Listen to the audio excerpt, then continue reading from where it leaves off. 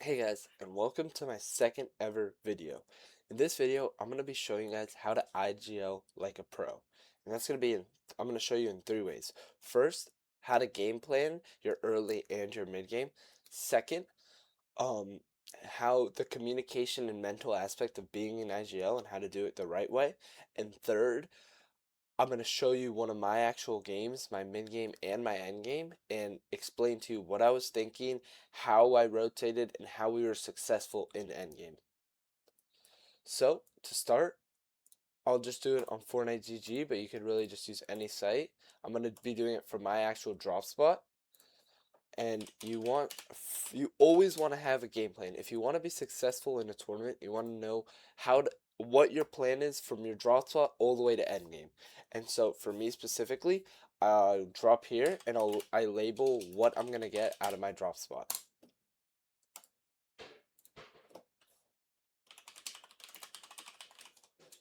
And then from here, depending on what happens around me, I have multiple different plans. You always want to have different loot paths, different plans of where to go, depending on what's around you.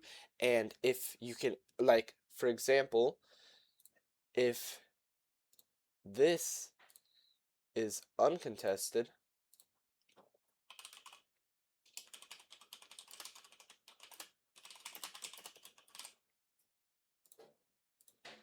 or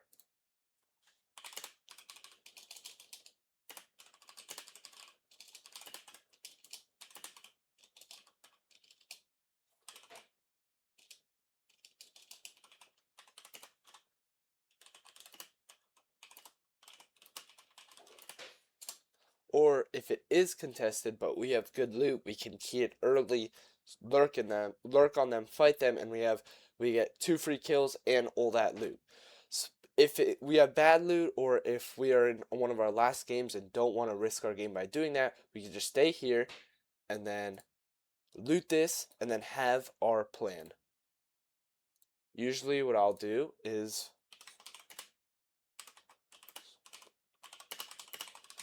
you always want to have a game plan of what where you're going to get your mats. You want to know what's the best metal, what's the best brick, what's the best wood, and where you're going to get that. And you want to get it as early as possible so you can have max mats, good loot, and focus on rotating after. Focus on rotating as quickly as possible. So here I've just said in our early game, if this is uncontested, we'll get the loot here. If it is contested but we have good loot, we can key them. If not, we can just loot our drop slot, get max metal, buy stuff from the vending machine, get max brick and wood, and then focus on rotating.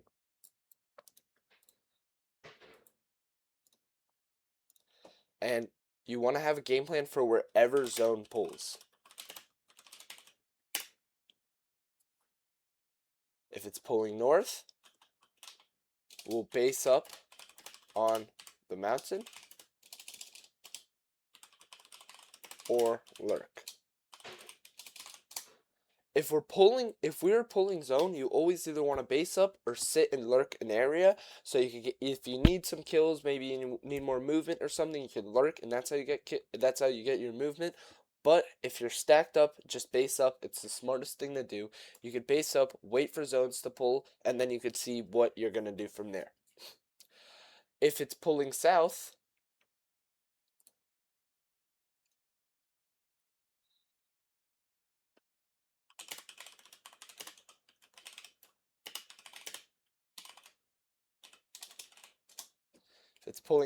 we'll hit the rift. If we run into players,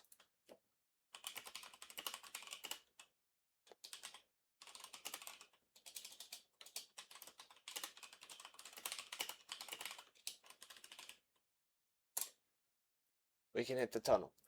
So, this is very important.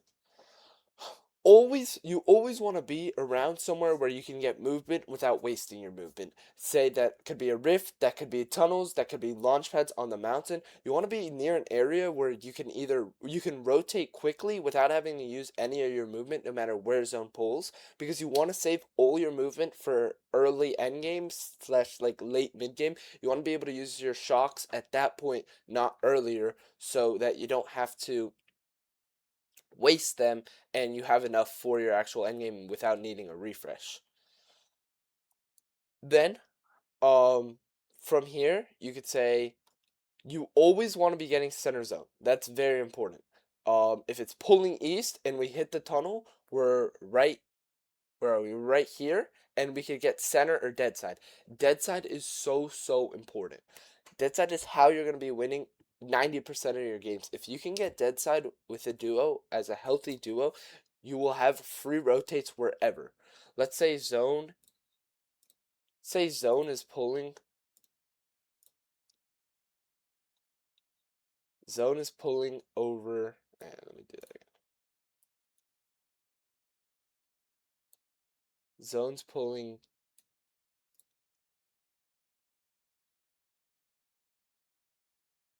Oh, where is it? This area. Say zone is pulling this area. From our loop path, we can easily go there. We have multiple different options. We could go, we got our max brick and wood, we didn't run into anyone, we could just run to dead side. And you want to have a plan like this for any zone pull. No matter where zone is pulling, you want to know where you're going to go and how you're going to get there. Here, this is because this is such a short distance, we could just run. If zone's pulling all the way down here,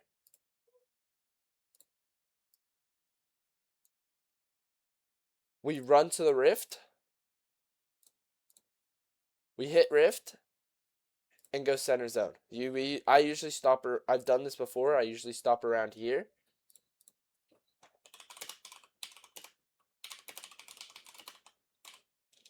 and I'll base up.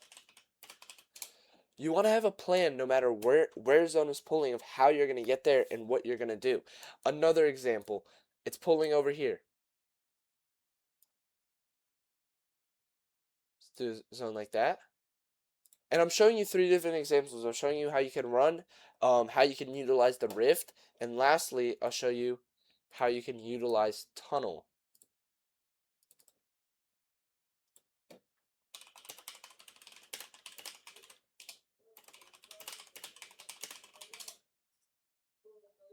We hit the tunnel, and then from there, we run to dead side.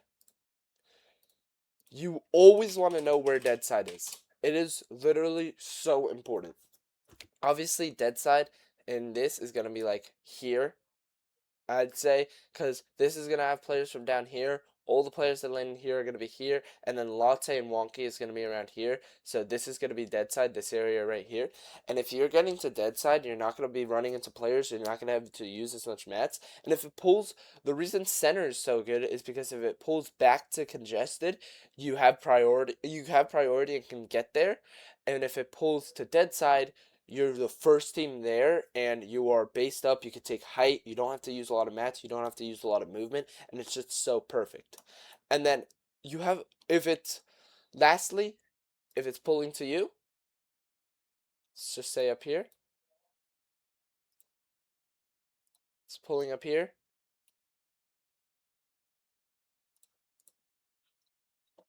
Sit.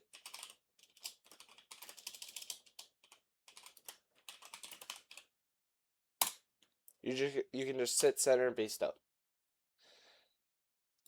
There's so many, and obviously things happen in games. Teammate dies, gets 3-2-1, you have to go back into zone. But I usually like playing center zone, not playing in zone. I usually, because it gives you priority and rotates. Yes, you might run into a team, but if you do run into a team, it's very easy to just make boxes until they leave or drag the fight out till you can leave. Or if you actually do end up taking the fight, obviously you and your fragger should be a good fighter. You should be a good fighter and you should be able to win fights. And this is just showing you like how you can rotate, what you're planning to rotate is going to be. And it's very important where the things you want to be prioritizing when making in your early and mid game is mats, heals, max metal, vending machine for heals, rotates, and being around things that can move you quickly, tunnels, rifts, launch pads. If you can do that, then you'll be able to conserve your mats and your movement and be able to rotate to wherever you want to go to.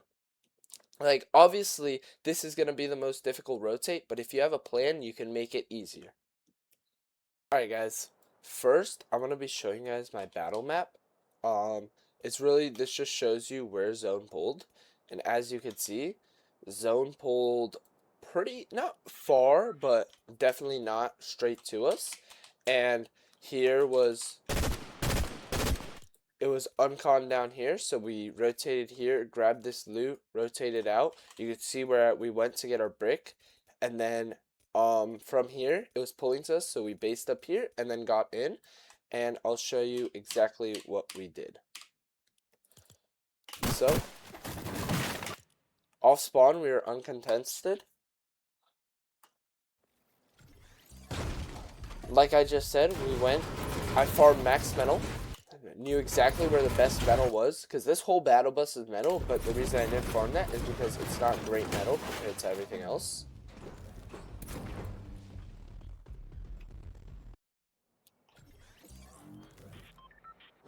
Then we rotated to motel. I farmed some brick. Like, obviously I don't need to wait to farm brick till over there. If I see big brick and good brick, I can farm it, but don't waste your time farming brick that's not going to be great. Like, brick that gives you 2 brick per hit is not worth it. We loot up motel. You want to know where all the chest spawns are in places that you're looting, so you can loot it up as fast as possible. Once we loot up motel, this is where there's adaptability from games. We hear a team rebooting, and we think this is a free kill. Let's key this. Box base up, kill him out of the air. My teammate keys his teammate. Look how stacked we are, by the way. You want to be like this. Like, if you're not stacked in your games, then your early or mid game plan is wrong. Uncontested, you should be stacked up. We get kills, he grabs the loot, and then he gets back to me. He's max builds, I'm almost max builds, and we look at map, we see we're pulling, and we're like, okay, let's get based up, which is exactly what we do.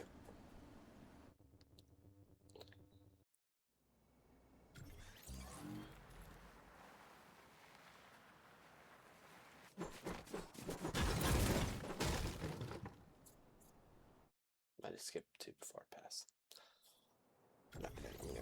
Okay. This is perfect, actually. Zone's about to pull. At this point, you don't want to be looking for tags. You don't want to be doing anything. Oh, very important. One thing I made a mistake. Never look for tags if you really don't need it. If you're not, there's no surge this game. Player count is too low. You don't need to get tags because it's not going to help you. I looked for tags. I got hit 80. Had to use some of my heals. You don't want to have to use your heals for things that aren't benefiting you. If you have a 3-2-1 kill, do it. But if you don't have a kill, don't look for tags because it's not going to help you. We're together. We're ready to rotate as soon as zone pulls. I see zone pulls.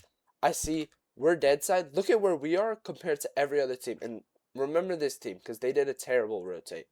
Look at where we are. Look at every other team. We're dead side. We can rotate through dead side. Even if we're going away from zone, if we can get more dead side, we have a free and easy rotate. Also, natural cover is so important. If you have natural cover, you don't have to waste builds. We went through this tunnel because we can go all the way from back here to over here by just utilizing natural cover. We run into a team, we shoot them a bit, and then we keep going. If you ever hear someone shock behind you, no matter what, just box up. It's not worth it. He hears a team shock, he turns around and boxes up. It's not worth to keep running because you're gonna get either jumped on, shot at, or it'll ultimately hurt your game. He says there's kids near him, so I ran back to help him, and then I just boxed us in. Remember that old team? The team that I showed you? Look at where they are compared to where we are. We are in a significantly better position because we rotated through dead side and not white lined it. So, biggest things about this rotate. Natural cover. Utilize natural cover. It is so important. If you get shocked at, box up, turn around, box up. Don't just keep going because that's how you lose games. That's how your teammate gets jumped on and dies. And third, stick with, or not third, not last. Third, stick with your teammate always be with your teammate. And lastly, dead side rotates are so important. If you can find where dead side is and you can get to that area, you are going to have an easy time rotating. Again, we're just looking at our cone. I'm just scouting. Zone's about to pull. Zone pulls and we're ready to go. I checked real quick and I said we could just run this. We don't even need to shock. We can run and swim. And look how free this rotate is going to be. We just swim around, don't get looked at all. I tell them if we get looked at, we can build with wood and then shock again. Whenever you're rotating, you want to be using wood, and then once you get in, you're going to want to be using your hards. Because you don't want to waste, hard mats are so important, you don't want to waste them. We get in, I refarm a bit, and then we can wait for our next rotate. And you always want to be communicating what you're thinking about with your teammate. In duos is different than trios. In duos, it's 2 players playing as 1.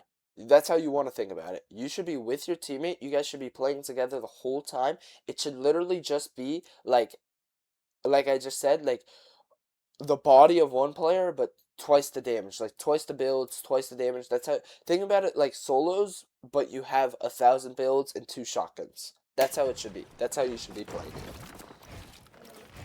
I see zone's about to pull. I told him, I literally said to him, if it pulls dead side, we shock over this water and then get to that area. If it pulls to congested, we just chill and wait and look around for a rotate. It pulled to congested, so I scouted it, and I told him, listen, this team in metal right here, I'll go into drone. This team in metal, we're gonna shock over them, run. If we get shot at, we're gonna base up. If we don't, we're gonna go to get in as far as we can. And look what we do. Watch him because I get stuck. That's him checking it. And I tell him to shock us. And look at this.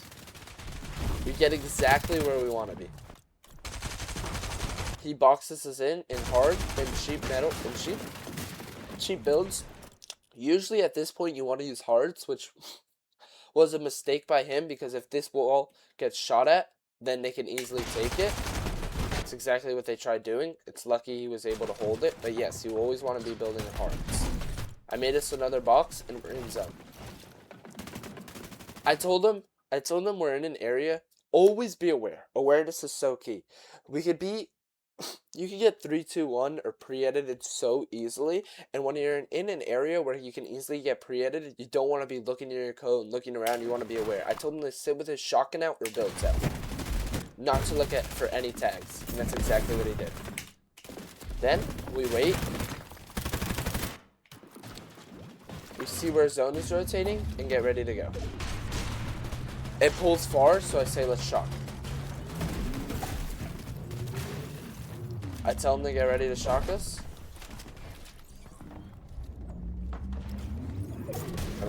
He misses the shock, but he gets to me, and then we go. We're split up for a second, but we want to get to each other. This guy takes... You always want to get to your teammate. It's so important. If you guys get split, find each other again. So that's how you don't get 2v1. Like, if we weren't together here, I or him could have easily gotten 2v1 by this team. I make space. We play endgame. We're low ground right now, but we changed that. Endgame, early endgame, you want to play elevated layers. If there's still 30 people up, you always want to elevate yourself so you don't get caught in builds low ground. This is what we do. We get here, we play low ground for a bit, but then we elevate ourselves.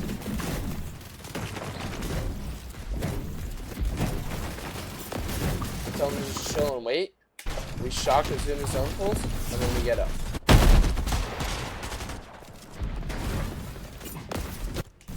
I told them to elevate, and then I found us a good layer, and I paused here. Bang.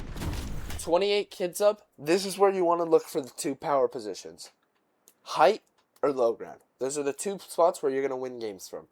And here, from mid ground, from an elevated position, you can go for either one. You can either shock up or you can drop front low ground, and that's how you win games. I promise you, 10 out of 10 times, the team that's going to win is either going to be low ground or high ground. Those are the 2 power positions.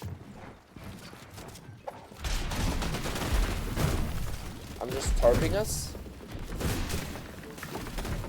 And then I look up and I see that height had just been griefed. Kids had just fought on height. And I say, go, come with me and build up. This is exactly what he does. He doesn't use a lot of mats, which is perfect, and we get up. I build us in and we're low mats. Whenever you're low mats on height, you want to lurk with your teammate on top of other kids' builds.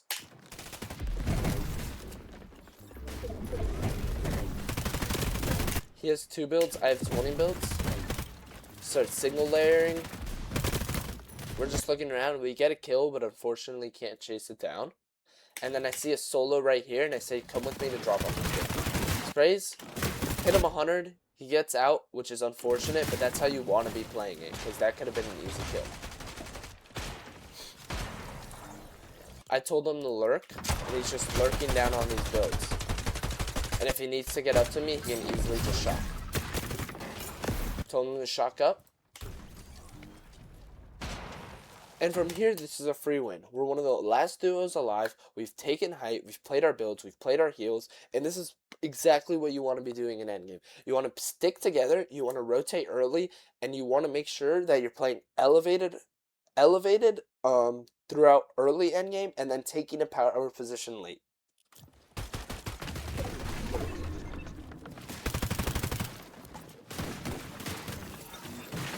He gets a refresh.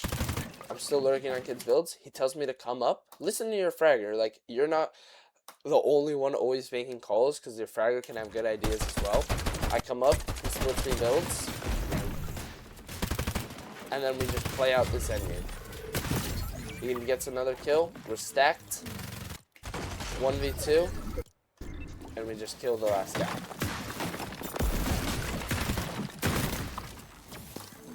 So, what have you learned? First, early and mid game, you want to have a plan how you're going to rotate, where you're going to get your builds. You want to always be thinking, how can I get dead side? How can I get center? Where am I going to get heals? Where am I going to get movement? You always want to base up near a tunnel, a rift, a launch pad, somewhere where you can really easily, quickly move from without having to waste your movement. And obviously things change throughout the game. You need to be aware of where players are at and how you can adapt, where you can go. Like, if there's players here, I come down here. If I see a player here, I go to tunnel. If it's pulling north, there's players over here, I'll rotate around and go here.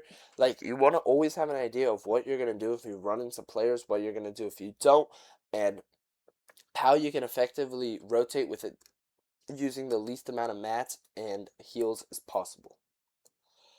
Next, communication. You and your teammate want to be playing together the whole time. Like I said, you want to be playing as one player with 2 bodies. You want to play like it's solos, but it's duos. Again, dead side, you always want to be getting dead side. Even in endgame there still is dead side. Like, in an endgame, there's gonna be less players one area compared to another. Like, let's go back to like there.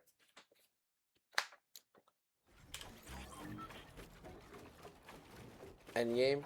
In endgame, look at this. Look how many players are here, like this area, and look how many are here.